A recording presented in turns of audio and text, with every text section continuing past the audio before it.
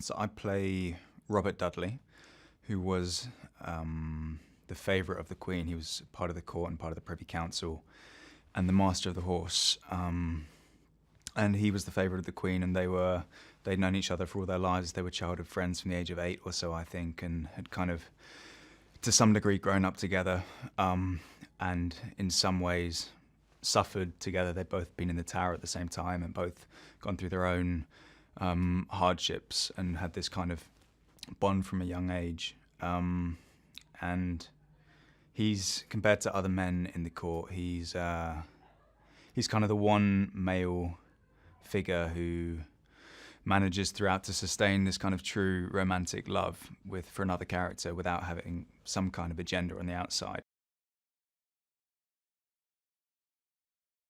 I guess she was known as the Virgin Queen, so people didn't know whether or not they actually had sex, but it was pretty clear to everyone that, you know, they were very close and they were lovers to whatever degree, people don't know. But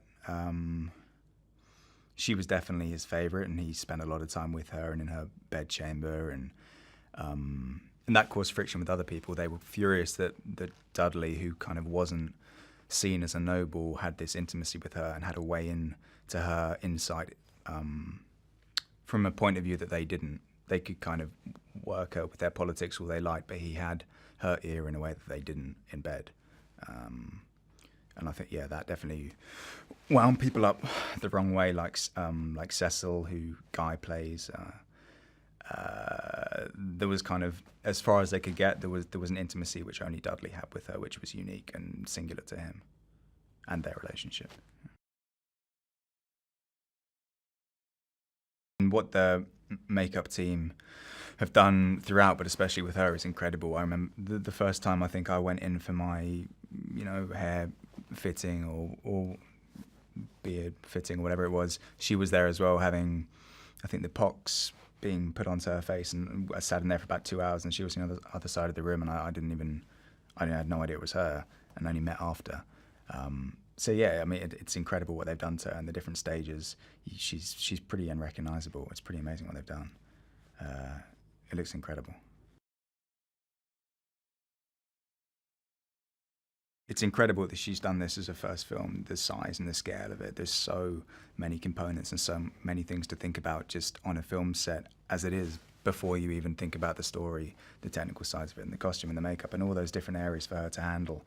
And having her step into it, only previously having worked in theatre, is such a huge challenge and such an incredible thing for her to been able to do so skillfully. She's brilliant at handling and navigating that side of it all, but also just on a level of working with actors, she's done that, for so many years now. She's brilliant to talk to. She's brilliant speaking to you. She has such an incredible grasp of who your character is and the world that surrounds them. She knows it back to front. She's just been brilliant.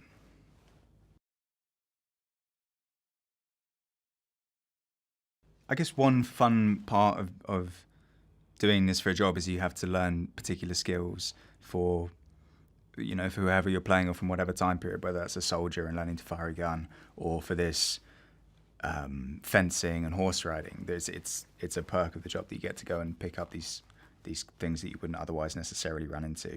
There was no nobleman boot camp, but suddenly when you find yourself in these beautiful costumes that kind of make you stand in a particular way, and in these beautiful sets that kind of bring something out of you, and you've picked up bits and pieces, and you've done, whatever you needed to read and whatever you needed to watch, and you've done your horse riding and your fencing, it kind of seeps in somehow.